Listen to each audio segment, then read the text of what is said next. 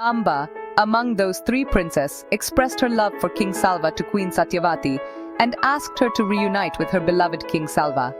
She revealed her that the Swayamvara was meant for Salva, but Bhishma, in his might, had dragged her away. Bhishma, feeling the weight of her words, sent Amba in a chariot along with his soldiers to protect her and take her to kingdom of Salva. But when she arrived there, Salva's pride overshadowed his love. He refused her, saying she belonged to Bhishma. Feeling shattered, Amba returned to her father in Kasi, who, helpless, urged her back to Bhishma. Back in Hastinapur, amidst wedding preparations, Bhishma was stunned to see Amba again. She pleaded with him to marry her after recollecting her plight, but Bhishma, bound by his vow of celibacy, could not. He offered Vichitravirya, who also declined, citing Amba's love for King Salva. Heartbroken and enraged, Amba cursed Bhishma. She vowed revenge and she will do everything to kill Bhishma, leaving Hastinapur with a heart full of sorrow and vengeance. The majestic royal palace of Hastinapura. The grand hall is adorned with luxurious decorations for the wedding of Vichitravirya. The ceremony is filled with joy and festivity. Vichitravirya married Amba and Ambalika in a grand and royal ceremony. However, their happiness was short-lived, as Vichitravirya's life was tragically cut short. Satyavati, the queen mother, was engulfed in sorrow, but more than her grief, she feared for the future of the Kuru Dynasty. Vichitravirya had left no heir. Satyavati, tearfully, "Oh Vichitravirya, how could you leave us so soon? What will become of our dynasty without an heir?" In those ancient times, if a husband could not produce a child, it was acceptable for a virile man from the family or of noble origin, like a Brahmin, to impregnate the wife. This practice was known as niyoga. Satyavati, thinking, Bhishma would never agree to this niyoga practice. He would never break his vow. But Vyasa, my son, Vyasa had promised to help me whenever I called upon him in distress. He is from our family, wise and noble. He is the one. Mother Satyavati, why have you summoned me? Vyasa, my son, our dynasty is at risk. Vichitravirya has left no heir. I need you to father children with our daughter-in-laws Amba and Ambalika for the sake of the Kuru dynasty. Vyasa, thoughtfully. Mother, I understand your concern, but are the princesses ready for this? I am not a handsome man. My appearance might frighten them. Satyavati, do not worry, Vyasa, I will speak to them. They will understand the importance of this duty. Later, Satyavati speaks to Ambika. Satyavati, Ambika, for the sake of our dynasty, you must bear a child with Vyasa. It is a difficult request, but it is our only hope. Ambika, fearful but obedient. I understand, mother, I will do as you ask. That night, Ambika is led to Vyasa's chamber. As Vyasa approaches her, Ambika closes her eyes in fear. The next morning, Vyasa speaks to Satyavati. Vyasa, Mother, Ambika will bear a child, but he will be blind because she closed her eyes in fear. Other night, Ambalika goes to Vyasa's chamber. Though she keeps her eyes open, her face turns pale with fear. The next morning, Vyasa speaks to Satyavati. Vyasa, Mother, Ambalika will bear a child, but he will have a pale complexion. In due time, Ambika bore a blind son named Dritarastra, and Ambalika bore a pale son named Pandu. Satyavati, still frustrated. We do not have a perfect heir. We need to try once more. Call for Vyasa again, but this time Ambika will go. Ambika, terrified of another encounter with Vyasa, sends her maid in disguise. The next morning, Vyasa speaks to Satyavati. Vyasa, Mother, the maid will bear a child, and he will be intelligent and handsome. The maid bore a wise and handsome son named Vidura. Thus, under the guidance of Bhishma, the Kuru dynasty began to flourish once more. Satyavati, relieved. Thank you, Vyasa. You have saved our dynasty. Vyasa, bowing.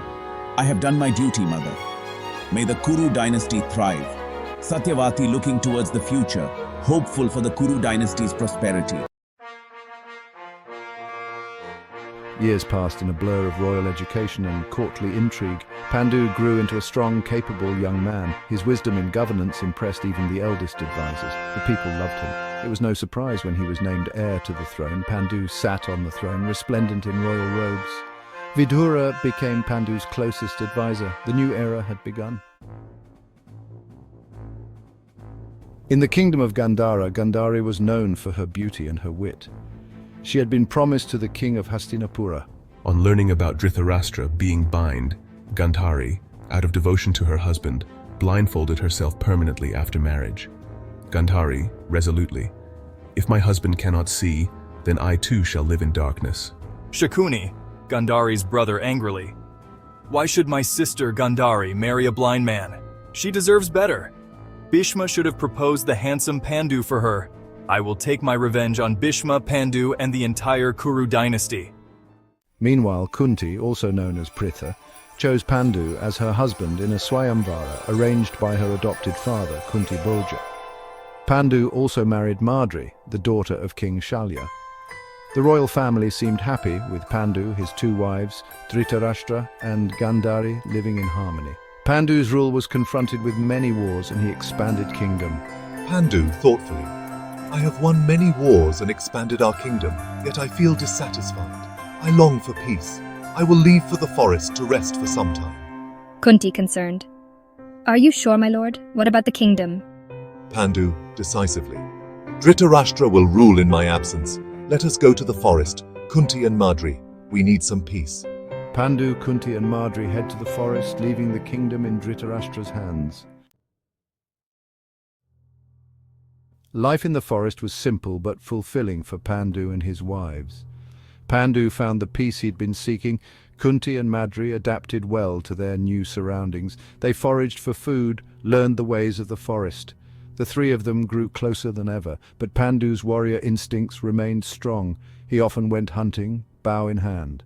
One fateful day, Pandu ventured deep into the forest.